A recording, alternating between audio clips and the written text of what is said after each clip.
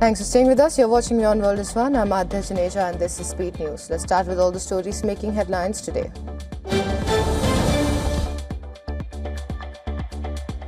US and Iran have signed a deal meant to end the West Asia war. The 14-point agreement includes an immediate and permanent cessation of military operations, including in Lebanon, and a pledge to conclude negotiations on a final deal within 60 days, extendable by mutual consent.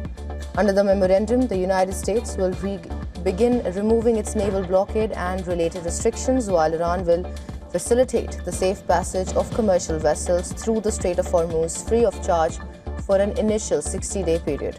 The document also outlines plans for the phased lifting of sanctions, the release of frozen Iranian assets, treasury waivers for Iranian oil exports, and a US program for Iran worth at least $300 billion. Well, under the deal, Iran reaffirmed in the memorandum that it will not develop or acquire nuclear weapons. The agreement also provides for discussions on the future of Iran's enriched uranium stockpiles under the supervision of the International Atomic Energy Agency, or IAEA.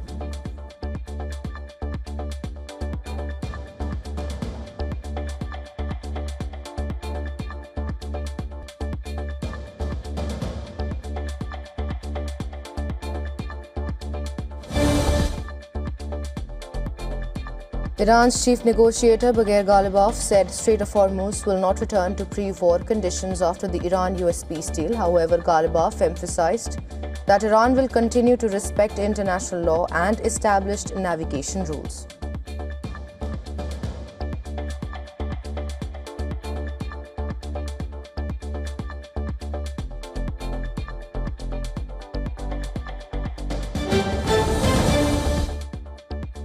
During her closing G7 press conference, Japan's Prime Minister Sanai Takaichi once again welcomed the agreement reached between the United States and Iran, calling it a major step forward.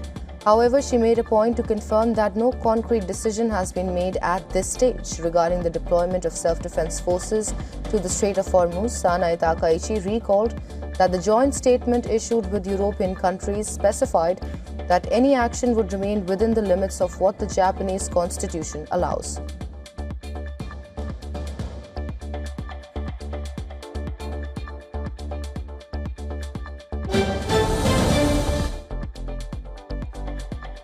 US President Donald Trump has hinted at reinstating sanctions on Russia following the expiry of a waiver on Russian seaborne oil at midnight on Tuesday. Earlier waivers and exemptions introduced amid West Asia energy disruptions allowed Russian exports to continue, drawing criticism from allies as well as Ukraine. US President Donald Trump said he had a very good conversation with Indian Prime Minister Narendra Modi in France, adding that the two countries are working on trade deals. The meeting took place after the conclusion of the G7 summit. Trump called Modi a tough negotiator and praised the Indian Prime Minister repeatedly.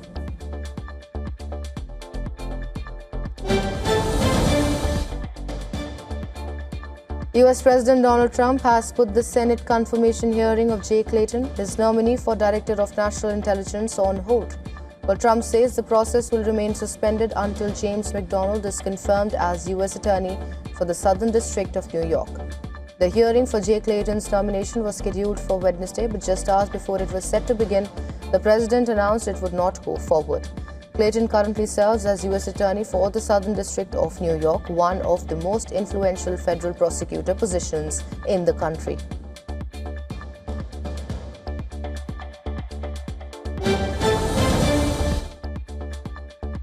After wrapping up the G7 summit in Albania, Prime Minister Narendra Modi has arrived in Paris for the final leg of his Europe visit. In Paris, the Prime Minister will hold further bilateral engagements and attend the Viva Tech Summit, which is Europe's largest technology and startup event. He is also scheduled to interact with the Indian diaspora at a community program.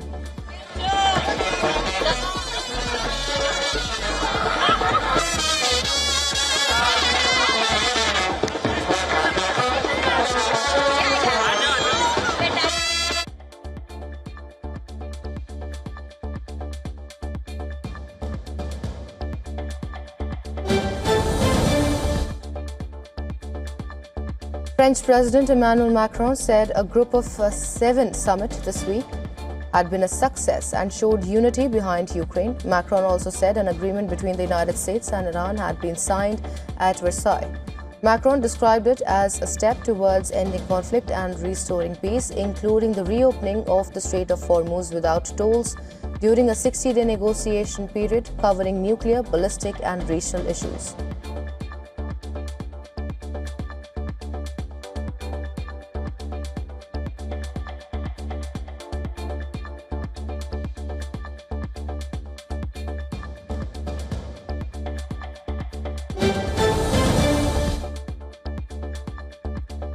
President Vladimir Putin hosted leaders of the Association of Southeast Asian Nations, or ASEAN, as Russia seeks to bolster business and other ties with the nations of the regional bloc. The two-day meeting in Kazan is set to consider ways to expand Russia's strategic partnership with ASEAN nations that include Brunei, Cambodia, Indonesia, Laos, Malaysia, Myanmar, the Philippines, Singapore, Thailand, East Timor and Vietnam.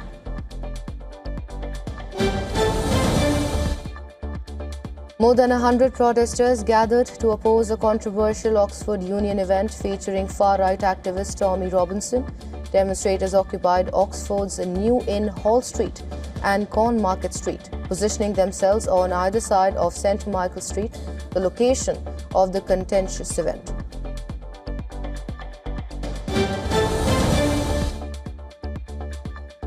UK Prime Minister Keir Starmer has suggested that Greater Manchester Mayor Andy Burnham could be given a cabinet role if he wins the Makerfield by-election. Starmer described Burnham as a huge asset to the Labour Party as he tried to push back against a possible challenge to his leadership after Thursday's vote. Speaking from the G7 summit, Starmer said he would fight any leadership contest and warned that a change at the top would be a bad thing for the country.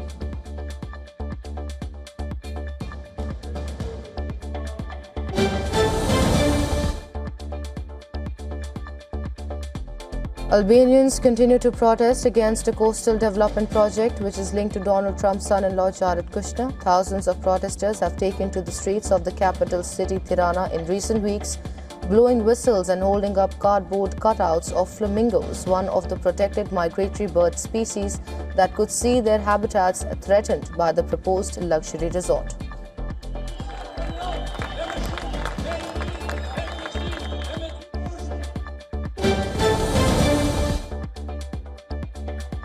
Brazilian police arrested an alleged financial operator for Venezuela-born criminal group Trem de Aragua at Rio de Janeiro's Galeão International Airport. According to the civil police, video released by the civil police showed officers escorting the man after his arrest in Rio's northern zone. The civil police said the suspect was accused of laundering illicit funds for the transnational criminal organization and had allegedly moved more than 300 million reais in crypto assets over the past year.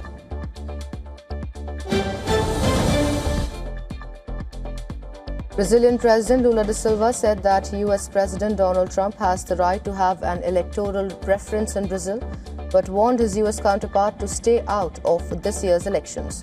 Lula, who intends to run for re-election in October's vote, made the comments shortly after Trump told reporters that Brazil has become a little rough and dangerous politically.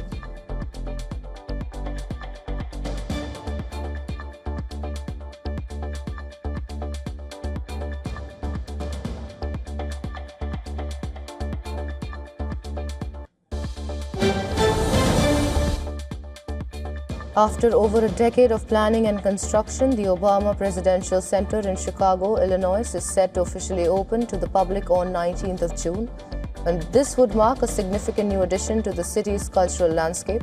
The 19.3-acre campus celebrates the life and legacy of former US President Barack Obama, and its opening is set to feature a weekend of festivities expected to draw visitors from across the country and around the world. In Washington, D.C., construction is underway on the Freedom 250 Ferris wheel, which is expected to loom over the National Mall during the Great American State Fair beginning next week. The attraction, officially called the Freedom 250 wheel, is expected to be 110 feet high, according to amusement park trade publication Amusement Today. The contract was awarded to Tally Amusements.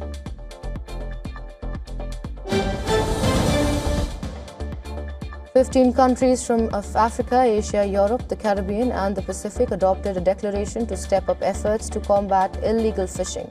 Experts say the practice costs the world economy up to $50 billion annually.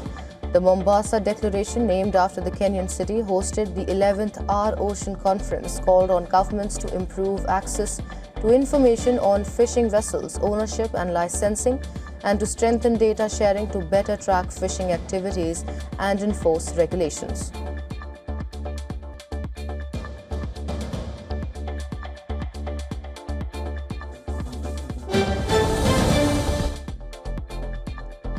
Senegal's Constitutional Council declined to hear a challenge against former Prime Minister Ousmane Sonko's recent reinstatement to Parliament, where he now serves as the Speaker. The decision cements Sonko's perch atop the National Assembly, where he could become a serious counterweight to the President's ability to govern.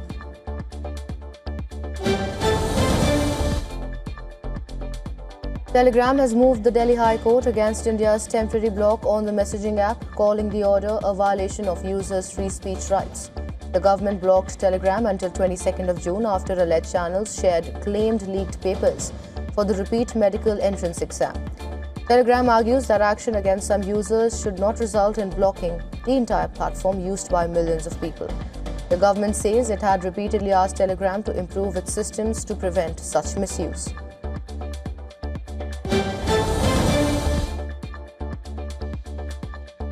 A group of Italian families has taken legal action against social media giants Meta and TikTok, accusing their platforms of exposing children to harmful content. The case follows the death of a 12-year-old girl whose family says she was repeatedly shown self-harm related content on social media. The families claim social media algorithms can push vulnerable users towards dangerous content and are demanding stronger protection for minors. French President Emmanuel Macron has said that progress could be made in the coming weeks to expand access to leading US AI models. Macron made the comments during the G7 summit in Evian-le-Bain, France, while G7 leaders discussed the future of artificial intelligence and AI governance. Leaders discussed a trusted partner scheme, which could allow select countries and companies to access advanced AI models. The discussion came after the US restricted foreign access to Anthropic's most powerful AI models, citing national security concerns. G7 leaders also agreed to study AI's impact on cybersecurity, economies, and jobs. Asian markets traded mixed on Thursday in early trade as investors balanced optimism over easing West Asia tensions against concerns about higher US interest rates. Japan's Nikkei surged to a fresh record high, crossing the 71,000 mark for the first time, driven by gains in semiconductor and AI-related stocks, while South Korean equities advanced nearly 1%. Wall Street sentiment remained cautious after Federal Reserve Chair Kevin Warsh signaled a strong focus on inflation, prompting investors to price in the possibility of a rate hike later this year. The Dow, S&P 500 and Nasdaq all fell more than 1% overnight. Bond yields edged higher, with US Treasury yields and Japanese government bond yields rising as markets reassess the interest rate outlook.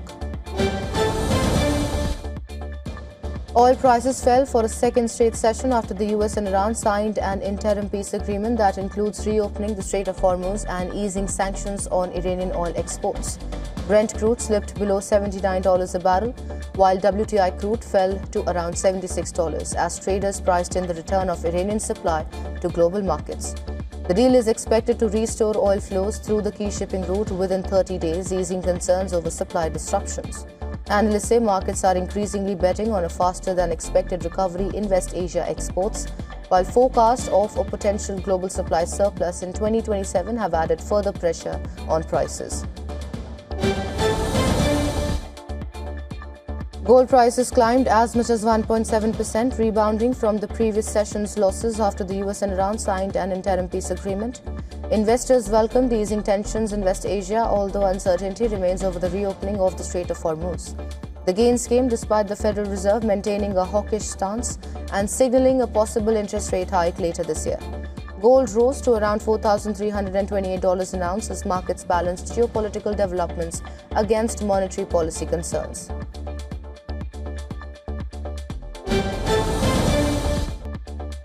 Christopher Nolan's The Odyssey has officially shattered all-time ticket pre-sale records at London's iconic BFI IMAX. The highly anticipated film sold an astonishing 28,000 tickets in its first 24 hours. In London, the movie has already earned £750,000, that is roughly $1 million. This massive haul comfortably eclipses the previous record set by Dune Part 2 and Oppenheimer.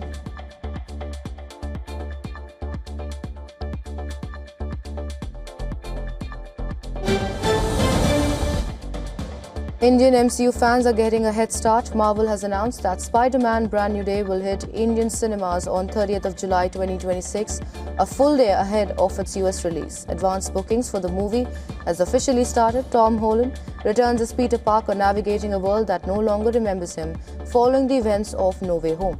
The movie also brings back Zendaya and Jacob Batalon.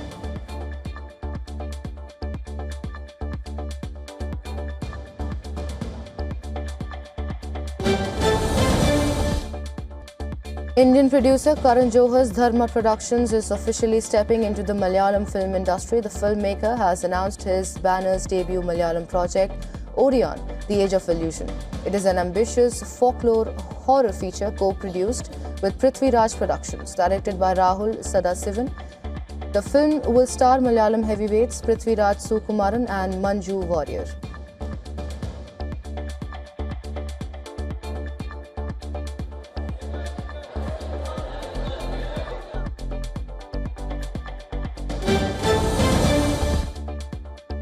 Amir Khan has officially unveiled the character posters for its upcoming partition-era drama Batwara 1947, directed by Rajkumar Santoshi. The film boasts a massive ensemble cast featuring Sunny Deol, Preeti Zinta, Shabana Azmi, Ali Fazl, Karan Deol and Abhimanyu Singh.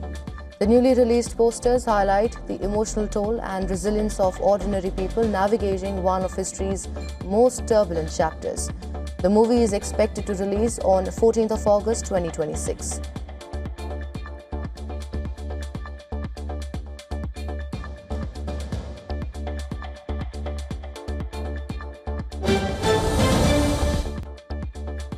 Former child star Daveigh, whose diverse talents have brought life to the beloved voice of Lilo in Disney's Lilo and Stitch and the terrifying presence of Samara Morgan in the 2002 horror hit The Ring, has died.